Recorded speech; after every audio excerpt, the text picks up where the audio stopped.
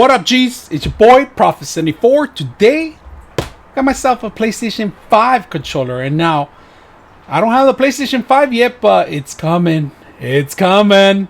So let's go ahead and open it up and see what you get when you purchase something like this. Now, if you purchase a PlayStation 5 and you're one of those lucky few, you know it doesn't come with two controllers unless you get a package deal with it. And sometimes you're going to include a game, and it's going to cost a little bit more. So let's go ahead and take a look at it and see what you get when you purchase something like this. So I feel like Adventures of Link when he opens the box. There you go. You get a manual, warranty information, don't screw this up information, and that's it. No cable. You get the controller, no cable, no charging station, no nothing. You're on your own pretty much. That's what they're saying here. So first of all, let's go ahead and open the controller up. I'm going to talk a little bit more details on it, all right? And they made a whole new changes on it. If you can see it, I'm going to compare with an old one too in a bit. But let's talk a little bit more about the buttons. You know, the button details have changed. They said in Japan, now it's going to mimic the American style. So Japanese people are going to be playing a little different from what they had before. Now they're going to have to change to our style. So it's a new system. Now there's a couple of new buttons. If you have, they got rid of the option button, the start button. There's pretty much two different buttons here, and there's going to be details on it. I'm going to put a little description on it. This looks glossy in here now. I like this part of it. Still the inner glow, the little touch. The speaker part, I guess you can mute it now. There's a mute button here. And of course, for the headsets in here, it goes in here. Mic goes in there too. Button still. Oh, this actually feels a lot better. It's a lot smoother. Everything. The buttons, I love. Look at the buttons itself. They're like a plastic look, a see-through clear glass. They look like clear glass, dude. Look at that. And that's plastic. It's of course, you know, but it has the up arrow, down arrow. And I'm gonna put a little close up in here if you guys can see it. Up arrow, down arrow. You got the triangle, square, circle, and X.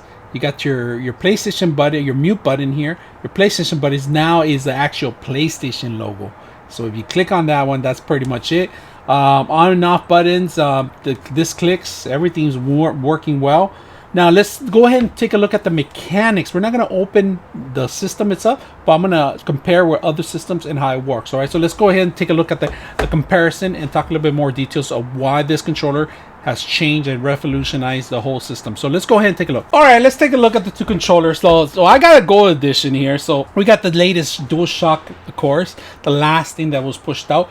But unfortunately, it's a lot different. This is a lot bigger, all right? But it feels a lot better, actually. Not because it's new, and it feels a lot smoother, a lot better. I mean, controllers are right in front of you. They have a lot of response now on this one. And what the Xbox didn't do by revolutionizing it, adding new control, they're still saying, hey, our control is still the same. We're not going to do anything. PlayStation took a step higher and actually adding new features in here. Now, the trigger's a good sensor that knows exactly how much you're actually stretching the button back. So in a lot of games, you're going to be able to use this feature, of course. A lot of games are not going to take advantage of it in the beginning, but they will at the end. These top buttons are pretty much the solid buttons, you know, but these are the ones that they actually change. The bottom, the dual buttons in the bottom are the ones that they trigger buttons. They're the ones that are more sensitive. Like say you're going to open things up, you don't want to open it up the door maybe halfways, you only open halfways, you know. So there's a lot of buttons that are going to change. I wish they added the trigger buttons on the bottom, you know. That was one thing I was kind of looking for, but they don't have that. They do have mods for it. So we're going to take a look at a SCUD controller too and compare it to this.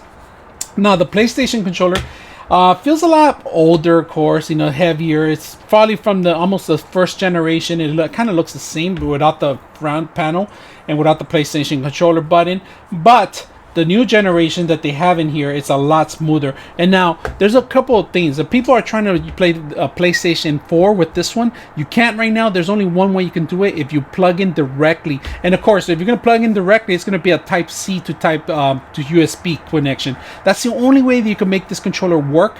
So tonight we're going to play Apex with this thing and see how well it works right now and take advantage of it. And at the same time, charge it. Might as well charge it, you know.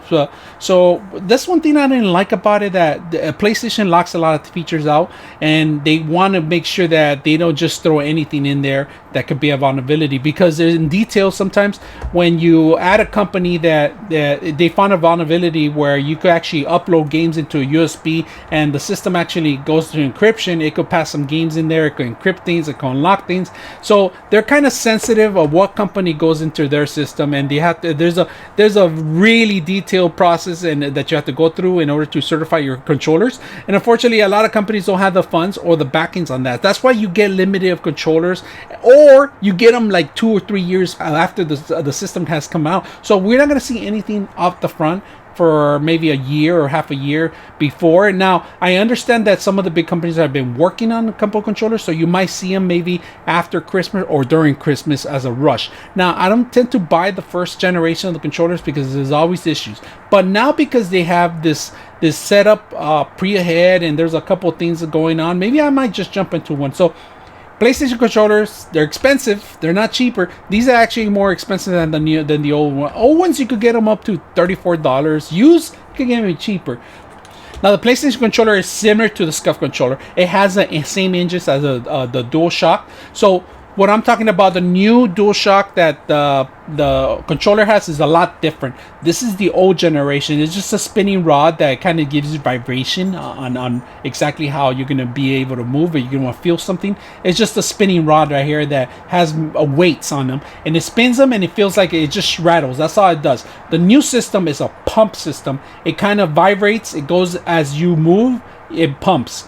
So you'll feel there's still weights in there, but it's pushing. It's a pushing mechanism instead of the spinning rotation. So it's a whole different matter on the engines now. So this controller is revolutionizing not only just a new look, it's actually going to revolutionize a new feel to the whole system. So you'll see a difference when you're actually playing games and compare the two joysticks. When you're playing this game, there's no... Pretty much, it can't control the motor as you want it to be. It just continues rapidly. When you're actually pushing, you could stop at any time, and this has to stop the rotation. So there's a lot more movement on this than there is on this one, but this one's actually more realistic than something like this. So the spinning rods itself is, like I said, an engine pretty much spinning all the rods with the, not the rods, but the weights. All right, that's pretty much what it does. But this is a SCUF controller, the inside of a SCUF controller. You could remove these, you could keep them on, but to catch up and become something like this, it's going to take a while. It took SCUF to almost a couple of years to come out with the first generation, and even then, it wasn't very successful. Even the second one, the SCUF 2, it's not the greatest at all. I'm very disappointed with this controller. I spent too much money on it for something that it's not worth it. So, to be honest with you, stick with the PlayStation generation, first generation of the controller. They got their stuff down. Maybe it'll help you out in your next gaming cycle. So if you guys love stuff like this, a little explanation of how things work, let me know. I'm your host, Prophet74, and we're out.